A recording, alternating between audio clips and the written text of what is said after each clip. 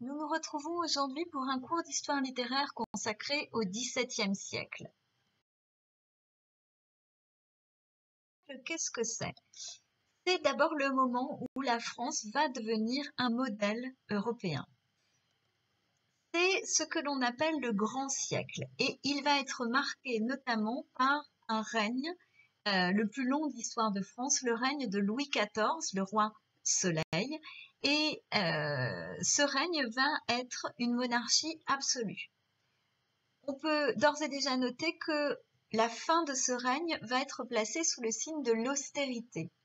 Louis XIV va être très entouré de conseillers et de proches très pieux et qui vont insister pour donner à la France un caractère plus austère.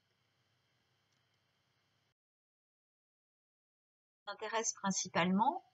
Le XVIIe siècle, c'est un moment très important pour les arts. Et on va avoir deux mouvements principaux. Le baroque, tout d'abord, qui en fait commence au début du XVIe siècle et qui s'étend jusqu'au XVIIIe, que l'on intègre néanmoins dans l'étude du XVIIe parce que au XVIe siècle, le baroque est surtout connu, répandu en Italie. Il faut attendre le XVIIe siècle pour qu'il se diffuse vraiment en Europe. Et le deuxième mouvement, c'est le classicisme. Je vous propose une première vidéo pour distinguer les deux mouvements. Le lien, évidemment, se trouve dans la description de ma propre vidéo.